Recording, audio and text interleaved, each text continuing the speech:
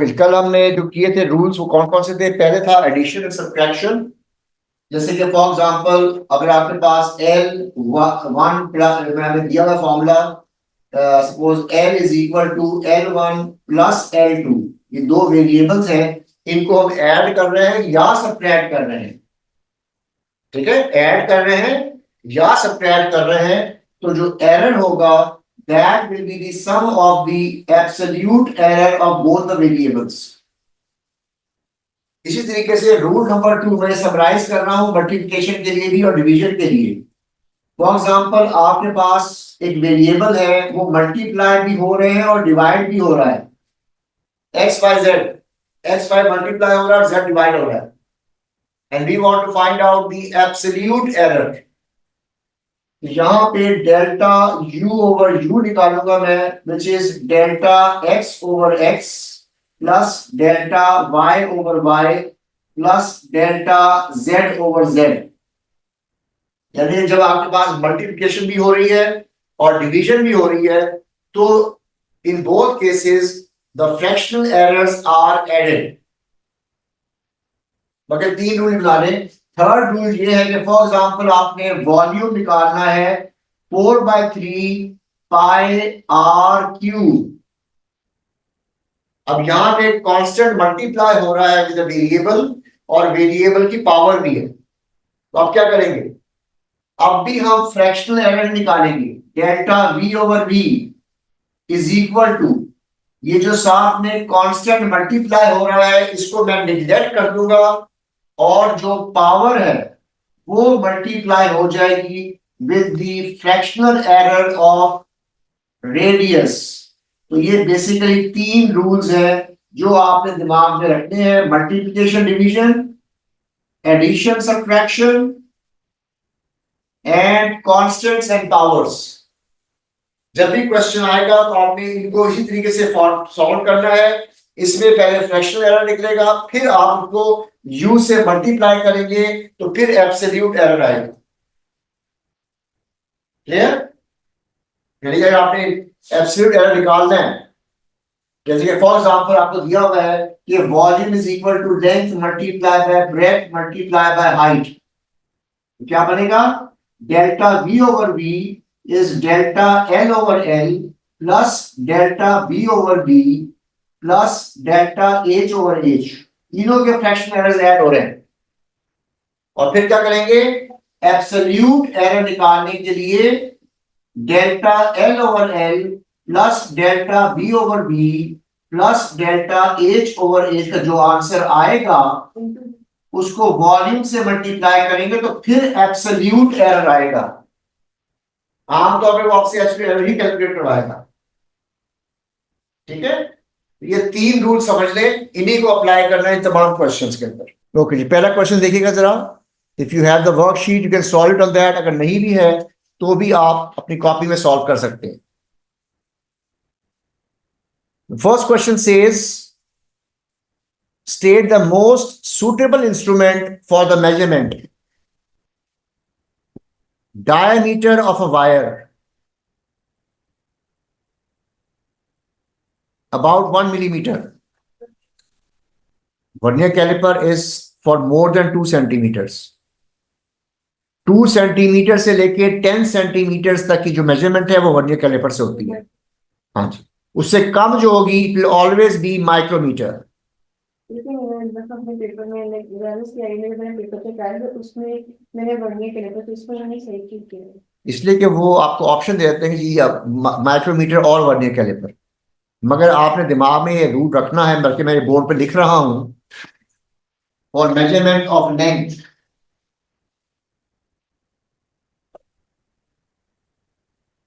Instrument आप use करेंगे for less than 2 centimetre you will be using micrometer। 2 centimetre से लेकर 10 सेंटीमीटर तक वर्नियर कैलिपर्स।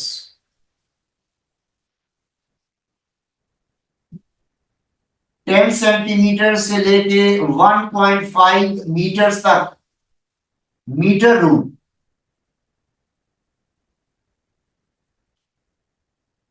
और 1.5 से अगर आपने करना है तो आप ये टेप भी यूज कर सकते हैं for that matter. Metre tape होती है, वो भी इस्तेमाल कर सकते हैं, मगर ये जनरल रूल है फॉर मेजरमेंट ऑफ लेंथ। जो मैं छोटी छोटी चीजें बता रहा हूँ ये अपने नोट्स में ऐड करें ताकि आप उसको जब क्वेश्चन कहीं पे आएगा तो आप यूज कर सकते हैं इस इंफॉर्मेशन को। सो उसके लिए हम यूज करेंगे माइक्रोमीटर। अब कहता है resistance of filament lamp. Filament lamp जो है इसके लिए हम यूज करते हैं हमेशा ओहम, याद लीजिए R is equal to V over I, voltmeter and ammeter. Also use an ohmmeter. Multimeter भी यूज कर सकते हैं, ओहम मीटर भी यूज कर सकते हैं, मगर मोस्ट इंपॉर्टेंट जो इसमें सबसे समझने वाली बात है कि वोल्ट मीटर एम मीटर जब आप इस्तेमाल करते हैं तो वोल्ट मीटर से वोल्टेज आती है, एम मीटर से करंट आता है, और वी और आई आपका आंसर आया। ऑल्टरनेटिंग वोल्टेज,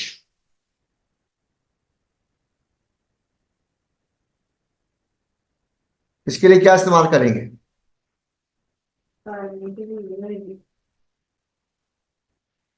ऑल्टरनेटिंग है,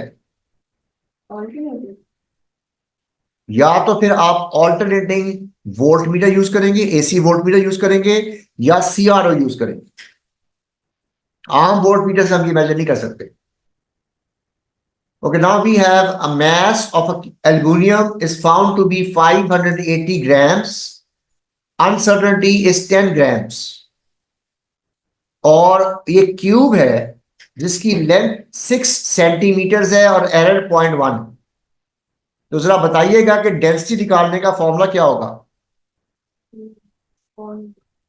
मैस ओवर वॉल्यूम। वॉल्यूम कैसे निकालेंगे आप? वॉल्यूम तो लेंथ दी हुई है आपको।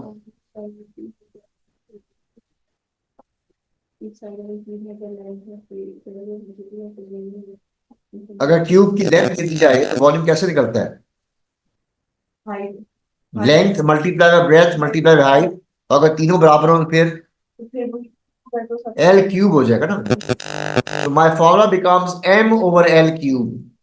हमने डेंसिटी निकालनी है और ग्राम्स पर सेंटीमीटर में ही निकालनी है, तो डायरेक्टली मैं पुट करूंगा 580 divide by 6 cube. Length cube है ना, multiply 6 multiply by 6 multiply by 6, तो 6 क्यूब भी हो जाएगा। मेरा आंसर आ रहा है 2.685। और उन्होंने कहा जी फाइंड द एब्सोल्यूट अनसर्टेनिटी। तो डेंसिटी के फॉर्मूले के अंदर हमें mass M over L cube है, क्या फॉर्मूला इस्तेमाल करेंगे? दो वेरिएबल्स हैं, डिवाइड भी हो रहे हैं, पावर भी है। Density is equal to mass over L cube. अगर डिवीजन हो रही है तो हम फ्रैक्शनल एरर्स निकालेंगे, मगर डिवीजन के अलावा पावर भी है तो पावर को मल्टीप्लाई किया जाता है। तो सबसे पहले आप इसका फॉर्मूला लिखेंगे, डेल्टा रो ओवर रो किसके बराबर होगा? Delta M over M, because M की पावर तो 1 है। एल क्यूब का क्या लिखूंगा मैं? एल क्यूब का तो इसको 3 कर देंगे। किससे? थ्री किससे मल्टीप्लाई करेंगे? एम एम से क्यों करेंगे बेटा? एल से एल से भी नहीं करेंगे, 3 times delta L over L इस्तेमाल करेंगे। दो वेरिएबल्स है ना, एक एम है और एक एल क्यूब है, तो एम का तो फ्रैक्शन डायरेक्टली आ जाएगा, delta M over M. L cube है, इसका पावर 3 है, तो 3 को मल्टीप्लाई करेंगे डेल्टा एल ओवर एल से। डेल्टा एम ओवर एम का मतलब है 10 डिवाइड बाय 580, और 3 times delta L over L का मतलब है 3 टाइम्स 0.1 डिवाइड बाय 6। इन दोनों को ऐड करूंगा तो मेरा आंसर आ रहा है 0.067। वो तो बात की बात है ना, अभी तो आपने डेल्टा रो और रो निकाला है, अभी आपने डेल्टा रो भी निकालना है। इसको मल्टीप्लाई करेंगे अब रो के साथ, 0.067 मल्टीप्लाई बाय डेंसिटी। डेंसिटी आपकी 2.685 थी, मल्टीप्लाई किया तो अब मेरा आंसर डेल्टा रो का आ रहा है 0.18। इसको क्या लिखेंगे? 0.2। 0.2 लिखेंगे। अगर ये 0.2 है तो इसको मैं कहां तक राउंड करूंगा? इसको 0 पे लगेगी। एक डेसिमल प्लेस तक ये आंसर आया एरर का, इसको भी एक डेसिमल प्लेस तक राउंड करूंगा। जितने डेसिमल प्लेस में आपका एरर होता है उतनी डेसिमल प्लेस तक आपने इसको राउंड करना है। तो क्या आंसर आएगा? 2.7। 2.7 प्लस माइनस 0.2। तो ये रूल है कि एरर को आपने वन सिग्निफिकेंट फिगर में लिखना है और वैल्यू को आपने वहां तक राउंड ऑफ करना है जहां तक आपका डेसिमल प्लेस है या यूनिट है for your error. You have to follow these rules. Pressure, what is pressure? Pressure is force. अच्छा, pressure is force per unit area. Force per unit area. अब हमारे पास एक सिलेंडर है, उसका उन्होंने हमें मैस भी दिया हुआ है और डायमीटर दिया हुआ है, एरिया नहीं दिया हुआ। तो इस मैस का प्रेशर जमीन पे कितना लग रहा होगा, क्या फॉर्मूला इस्तेमाल करेंगे? कोई फोर्स डिफाइन रहेगा डायमीटर इसमें क्रॉस सेक्शन एरिया में करेंगे। अच्छा, तो इसमें फोर्स बन जाएगी वेट mg, और डायमीटर से हम एरिया निकाल सकते हैं पाई डी स्क्वायर बाय 4 से। पाई से पाई 8 से भी, इससे भी निकल आएगा।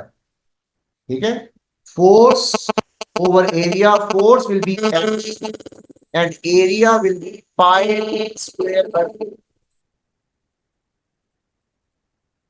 तो मेरा फॉर्मूला बन गया mg divide by pi D square by 4। Answer आ रहा है पैस्कल में। इसका मतलब है तमाम चीजें एसआई यूनिट में होनी चाहिए।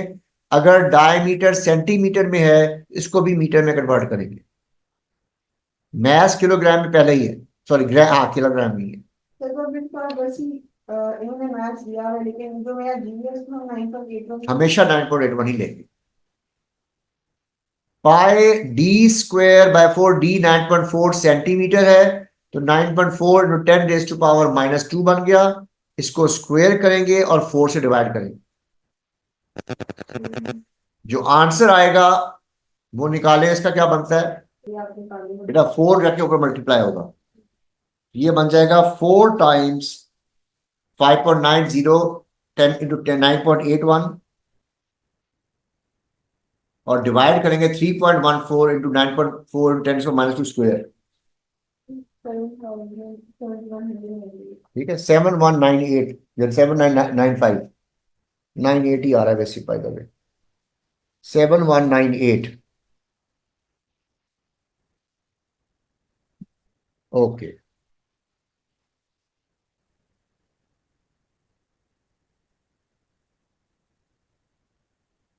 अब वो कहता है what is the actual uncertainty in the pressure. अब प्रेशर के फॉर्मूले में दो वेरिएबल्स हैं, एक m है और एक d स्क्वायर है। कौन कौन सा है? एक m है और एक d स्क्वायर है। g भी कांस्टेंट है, पाई बाय 4 भी कांस्टेंट है। तो प्रेशर का फ्रैक्शनल एरर क्या बनेगा? क्या मतलब? वो ठीक है भाई, यहाँ तो छोड़ दें हम, तो बाद में हम इसको जब फाइनल आंसर लिखेंगे फिर वहां पे रूल अप्लाई करेंगे। अब वो कहता है जी एक्चुअल अनसर्टिनिटी। प्रेशर दिया हुआ है आपको, इसका एरर निकालना है आपने, तो डेल्टा पी ओवर पी बनेगा, बिकॉज डिवीजन हो रही है यहाँ पे। एम और डी स्क्वायर की डिवीजन है, तो आगे फॉर्मूला क्या बनेगा? एम का तो बन जाएगा delta M over M. D square का क्या बनेगा? तो इसका 2 delta B square already B square. तो डी स्क्वायर है ना, क्या करेंगे यहाँ देखिए, यहाँ पे एल क्यूब से 3 मल्टीप्लाई हो गया। अच्छा तो 3 और delta 3 delta D over D. हाँ, और उसके अलावा एम का क्या एक्सचेंज है? तो इसका तो एम का तो कोई स्क्वायर नहीं है तो एम ओवर एम ही होगा। हाँ, delta M over M. Delta तो डेल्टा एम ओवर एम आ जाएगा एज इट इज, और डी स्क्वायर है इसलिए ये बन जाएगा 2 times delta D over D. अब वैल्यूज आपको दी हुई हैं, सॉल्व करें। एम के साथ आ जाएगा 0.01 डिवाइड बाय 5.09, और 2 टाइम्स 0.1 ओवर 9.4, इसका जो आंसर आएगा उसको आपने 7198 से मल्टीप्लाई करना। देखिए आपको डेल्टा पी क्या बनता है। पहले इसका आंसर निकालेंगे हम, जो आंसर आएगा उसको फिर आपने 7195 या 7198 से मल्टीप्लाई करना। अब इसको मल्टीप्लाई करें 7198 से।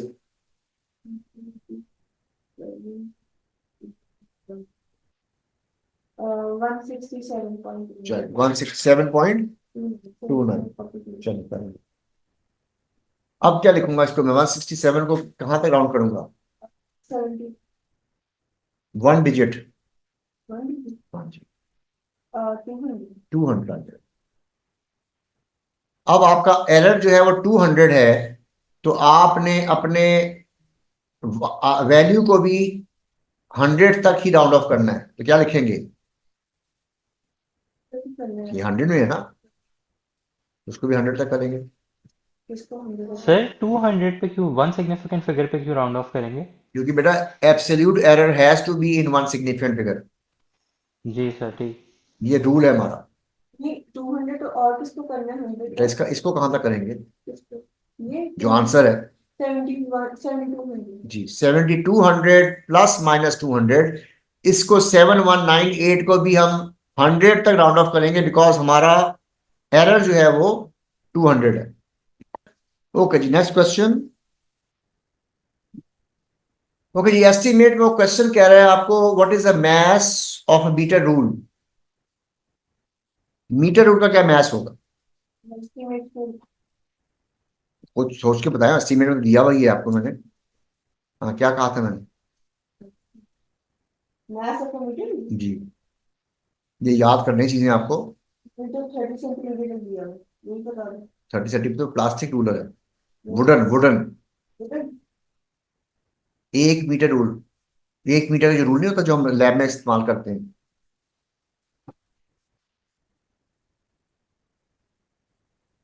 Approximately it is about 150 grams to 300 grams. ये सब रैंडम लिखे हुए हैं। याद करेंगे। ये पढ़ेंगे तो 2 दिन तो पढ़ेंगे तो कुछ नई चीजें याद याद आना शुरू हो जाएंगी। Volume of a tennis ball या क्रिकेट बॉल, वो था मगर कुछ चीजें आपने कैलकुलेट भी करनी होती है। वॉल्यूम का फॉर्मूला होता है 4/3 पाई r क्यूब। तो क्रिकेट बॉल का ये देखिए, मेरे हाथ हाथ देखिए, हाथ का ये साइज होता है क्रिकेट बॉल का। ये तकरीबन 4 to 5 सेंटीमीटर है। तो रेडियस क्या होगा? 2.5 सेंटीमीटर। वो पुट कर दें यहाँ पे। या 3.5 सेंटीमीटर, जिससे मैंने यहाँ पे लिखा हुआ है कि 6 सेंटीमीटर या 7 सेंटीमीटर का जो है वो बॉल का डायमीटर है। अगर आप 3 सेंटीमीटर लेंगे थोड़ा सा आंसर डिफरेंट आ जाएगा, मगर आप तकरीबन 3 सेंटीमीटर से 2.5 सेंटीमीटर से 3.5 सेंटीमीटर तक रेडियस ले सकते हैं। अगर एग्जैक्ट ले लेंगे तो बहुत अच्छी बात है, नहीं लेंगे तो भी अप्रोक्सीमेट रेंज आ जाएगी आपकी। ओके जी, नेक्स्ट बी पार्टनर कहता है जी हमारे पास एक वायर है जिसकी लेंथ एल है और डायमीटर डी है। वॉल्यूम निकालने का फॉर्मूला है πd² L/4। इसकी भी हमने डेंसिटी निकालनी है। जरा बोर्ड पे देखिएगा पहले। हमें मालूम है कि डेंसिटी जो होती है वो मैस ओवर वॉल्यूम होती है, ठीक है। और वॉल्यूम जो दिया हुआ है उन्होंने हमें, वो फॉर्मूला दिया हुआ है πd²L/4।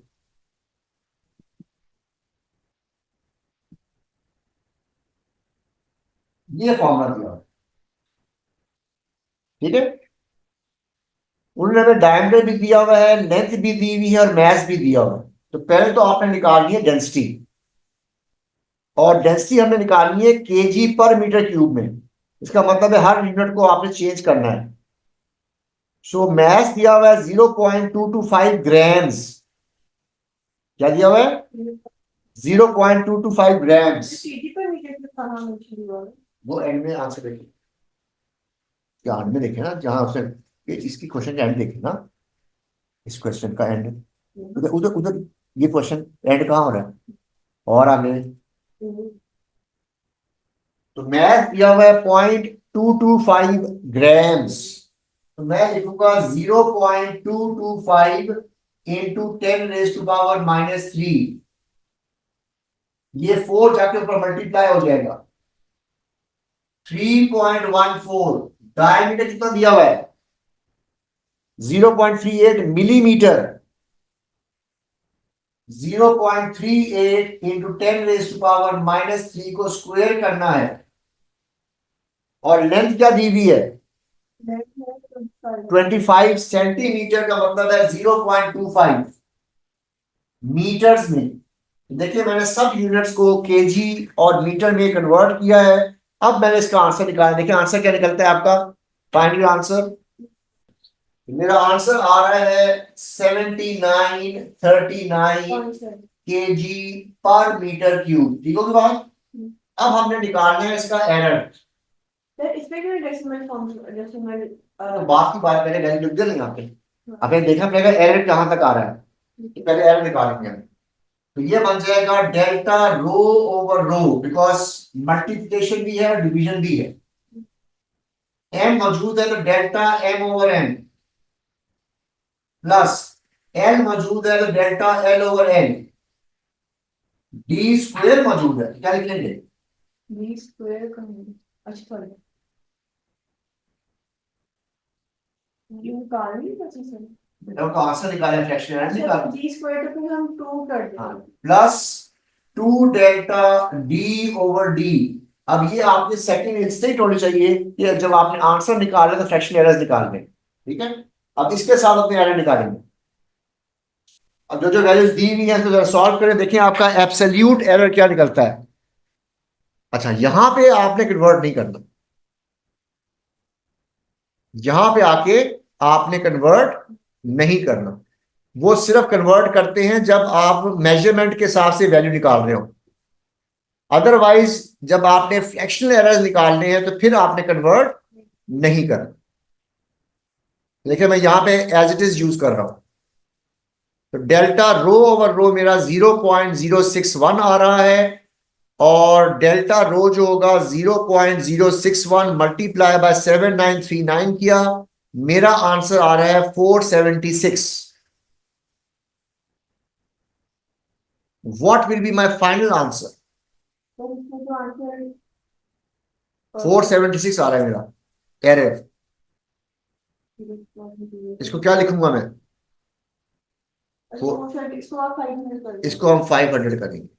अगर ये 500 हो गया है तो वैल्यू को कहां तक राउंड करूंगा